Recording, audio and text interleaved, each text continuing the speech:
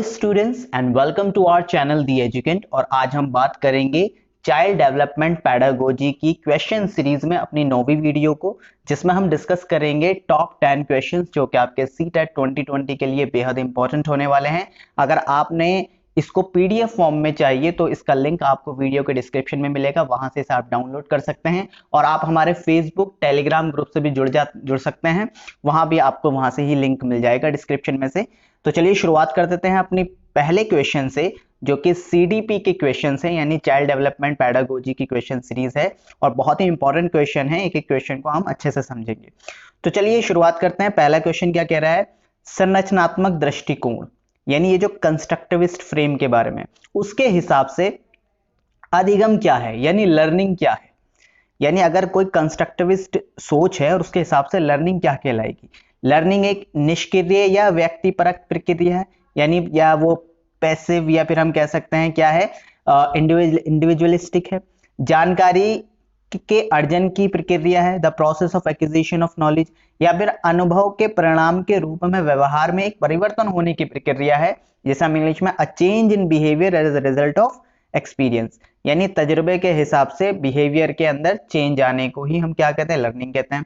या फिर एक सक्रिय एवं सामाजिक प्रक्रिया है, active and social in its character.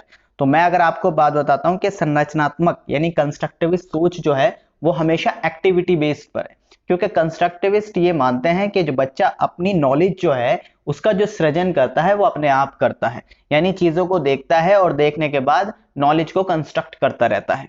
तो यहाँ पर एक्टिव और सोशल दोनों है, क्योंकि एक्टिव के अंदर आपका पियाजे की थ्योरी होती है और सोशल के अंदर आपके वाइगोट्स्की की थ्योरी फिट होती है। क्योंकि आपको पता है दो तरीके के आपके कंस्ट्रक्टिविस्ट हैं। एक तो आपका पियाजे हैं जो कॉग्निटिव कंस्ट्रक्टिविस्ट हैं, जो एक्टिविटी पर बेस्ड बात बताते हैं, और दूसरा है आपका वाइगोट्स्की जो आपके सोशल कंस्ट्रक्टिविस्ट है। तो अगर इसका सही ऑप्शन पे टी होगा, क्योंकि आपकी संरचनात्मक दृष्टिकोण के हिसाब से अधिगम जो है एक एक्टिव और सोशल प्रक्रिया है, यानी सक्रिय और सामाजिक प्रक्रिया। ठीक है, तो चलिए नेक्स्ट क्वेश्चन देखते हैं। नेक्स्ट क्वेश्चन में पूछा है कि भाई असेसमेंट क्या है, मूल्यांकन क्या है। तो मूल्यांकन क्या होना चाहिए? क्या मूल्यांकन शिक्षण अधिगम प्रक्रिया का एक भाग होना चाहिए, should be a part of learning teaching process, या केवल नंबरों के संदर्भ में करना चाहिए, should B only in terms of marks, यानी नंबरों के लिए मूल्यांकन करना चाहिए केवल, या फिर वस्तुनिष्ठ प्रकार से लिखित कार्यों पर आधारित होना चाहिए, should be based on objective type written task, यानी ऑब्जेक्टिव टाइप क्वेश्चन जो होते हैं उसकी वजह से मूल्यांकन करना चाहिए। चौथा है आपका एक अलग गतिविधि के रूप में लेना चाहिए, यानी इसे हमें एक अलग काम मानना चाहिए। तो इसका सही मूल्यांकन अगर हम बात करेंगे तो देखो केवल इसके लिए तो नहीं होगा, ठीक है, ऑब्जेक्टिव टाइप के लिए भी नहीं होगा, और भाई ये कोई सेपरेट एक्टिविटी भी नहीं है, बल्कि ये क्या है, टीचिंग और लर्निंग प्रोसेस का ही भाग है। तो सही ऑप्शन आपका ए होगा। चलिए आगे देखते हैं। बच्चों की गलतियां यानी चिल्ड्रन एरर्स क्या है? बार बार अभ्यास करने के लिए कहकर तुरंत सुधार देनी चाहिए, यानी उनकी बार बार कहकर उनकी गलती को सुधार देना चाहिए, या फिर अधिगम का एक भाग है तथा उनके विचारों में एक अंतर्दृष्टि देती है, या फिर हमें बच्चों की गलतियों से क्या पता लगता है, आप आर पार्ट ऑफ लर्निंग, ये लर्निंग का पार्ट है, and given insight into their thinking, और हमें इससे पता लगता है कि बच्चा क्या सोच रहा है। क्या ये चिल्ड्रन के एरर से हमें पता लगता है? या फिर शिक्षण अधिगम प्रक्रिया में महत्वहीन है, यानी इसका कोई महत्व नहीं है, बिल्कुल इनसिग्निफिकेंट है, या फिर प्रदर्शित करते हैं कि बच्चे कितने लापरवाह हैं, या फिर एरर्स जो है बच्चों की गलतियां ये बताती हैं कि बच्चे कितने लापरवाह हैं। तो मैं आपको सही बताता हूं, जो बच्चों की गलतियां होती है, तो बच्चों की जो गलतियां होती हैं उससे टीचर को ये पता लगता है कि बच्चा किस तरीके से सोच रहा है, वो गलती क्यों कर रहा है, उससे उसका बिहेवियर भी मालूम होता है। तो इसका सही आंसर आपका बी होगा, क्योंकि अधिगम का एक पार्ट है लर्निंग। देखो गलती सीखता बच्चा जब है जब बच्चा गलती करता है, ठीक है, और जब वो गलती नहीं कर रहा है इसका मतलब वो कुछ सीख ही नहीं रहा है। तो लर्निंग का पार्ट होती है गलतियां करना। कोई बच्चा अगर गलती नहीं कर रहा है तो प्रॉब्लम है, ठीक है। तो इस हिसाब से आगे देखेंगे नेक्स्ट क्वेश्चन। नेक्स्ट क्वेश्चन होगा आपको मिलान करना है इसका। गिफ्टेड का मिलान किससे होगा भाई? देखेंगे गिफ्टेड का मिलान लैक्स रीडिंग फ्लुएंसी, नहीं, can think of original solution, tendency to get distracted easily, या फिर ability to learn quickly and independence. देखिए गिफ्टेड जो बच्चा होता है वो ability to learn quickly and independence, यानी वो गिफ्टेड चिल्ड्रन होता है, उसका माइंड जो गिफ्टेड होता है, गॉड गिफ्टेड, बहुत तेज होता है, तो वो जल्दी जल्दी चीजों को सीखता है और इंडिपेंडेंटली यानी किसी पे डिपेंड नहीं रहता है। लर्निंग डिसेबल्ड, लर्निंग डिसेबल्ड का मतलब यहाँ पे ये होगा लेक्स रीडिंग फ्लुएंसी, यानी जिस बच्चे को पढ़ने में परेशानी हो गया वो तो लर्निंग डिसेबल्ड हो गया। क्रिएटिव बच्चा कैसा होता है, जो ओरिजिनल आइडियाज सोचता है, ओरिजिनल आइडियाज को। और फिर अटेंशन डिफिसिट, किसका अटेंशन जाता है, जिसकी टेंडेंसी गेट डिस्ट्रक्टेड इजिली, यानी उनका अटेंशन डेफिसिट, अटेंशन में कमी होती है, जो जल्दी से डिस्ट्रैक्ट हो जाता है, तो इसका यह है सी होगा। तो हम कह सकते हैं ए का जो होगा डी होगा और दूसरे का होगा आपका दूसरे का ए होगा, तो यहां सही ऑप्शन ए, ये बिल्कुल ठीक ऑप्शन होगा। चलिए आगे देखते हैं।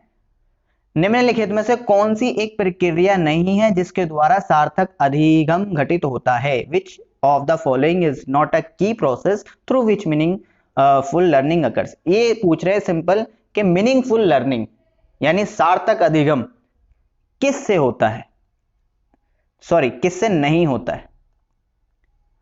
तो मैं आपको बताता हूं, देखो रेपिटेशन एंड प्रैक्टिस लर्निंग का एक भाग है, तो ये तो होगा नहीं। इंस्ट्रक्शन एंड डायरेक्शन भी लर्निंग का एक पार्ट है।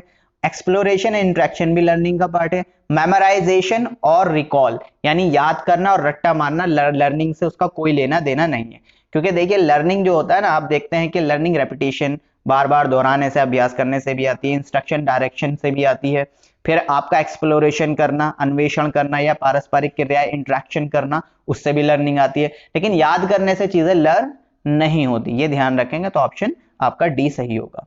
इसके बाद है बच्चों को कक्षा में प्रश्न पूछने के लिए हतोत्साहित करना चाहिए, ये तो बहुत इजी क्वेश्चन है। नहीं, पूछने की अनुमति नहीं देनी चाहिए, गलत बात है। पूछने से रोकना चाहिए, गलत बात है। पूछने के लिए प्रेरित करना चाहिए, बिल्कुल सही आंसर होगा। नेक्स्ट देखेंगे, बच्चे प्रभावी रूप से सीखते हैं जब, बच्चे कब सीखते हैं इफेक्टिवली, जब वे पाठ्य पुस्तक में दिए गए तथ्यों को याद कर देते हैं। याद करने वाला प्रोसेस तो बिल्कुल खराब है।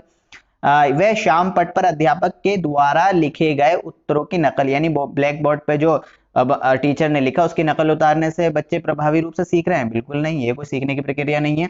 वह विभिन्न गतिविधियां और क्रियाओं में सक्रिय रूप से भाग लेते हैं, यानी वो बहुत सारी एक्टिविटीज में पार्टिसिपेट करते हैं। हाँ, यहां से बच्चा सीखता है। शिक्षक कक्षा में होने वाली सभी घटनाओं को बच्चों के पूर्ण रूप से नियंत्रित करता है। नियंत्रित करना लर्निंग का पार्ट नहीं है, ठीक है। तो आगे नेक्स्ट देखेंगे, एक शिक्षक को चाहिए कि वे विशेष सांस्कृतिक और समुदायों के बच्चों को बढ़ावा दे, बिल्कुल गलत बात है।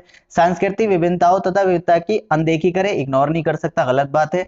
यह संप्रेषित करे कि कक्षा में सभी संस्कृतियों का सम्मान करती हैं और महत्व देती है, यानी वो इस बात को कंफर्म करे कि सभी लोग एक दूसरे की कल्चर और वैल्यूज की रिस्पेक्ट करते हैं या नहीं, ये बिल्कुल सही आंसर होगा। वे विद्यार्थियों के बीच तुलना करें, नहीं, बिल्कुल भी गलत, तो सही ऑप्शन इसका सी होगा। चलिए आगे, ये विचारधारा है कि सभी बच्चों को एक नियमित विद्यालय व्यवस्था में समान शिक्षा प्राप्त करने का अधिकार है, यानी ये किसकी अवधारणा है कि जहां पर ये बात मानी जाती है कि सभी बच्चा कैसा भी हो, चाहे वो डिसेबल्ड हो, चाहे वो दिमाग से कमजोर हो, सबको एक ही छत के नीचे पढ़ना होगा। ये कौन देता है? ये इंक्लूसिव एजुकेशन देती है, समावेशी शिक्षा का प्रावधान है ये। नेक्स्ट देखेंगे, निम्नलिखित में संरचनाओं में से शिक्षा का अधिकार अधिनियम 2009 किसकी वकालत करता है? राइट टू एजुकेशन किस चीज की वकालत करता है? Right to education inclusive education की वकालत करता है, जो आपके हमारे कॉन्स्टिट्यूशन में सन 2009 में शामिल हुआ था। आर्टिकल 21A के अंदर ये बताया जाता है कि 6 से 14 साल के बच्चों को कंपलसरी और फ्री एजुकेशन दी जाएगी, और उसी के अंदर ये इसकी वकालत इंक्लूसिव यानी समावेशी शिक्षा की वकालत करता है अधिनियम।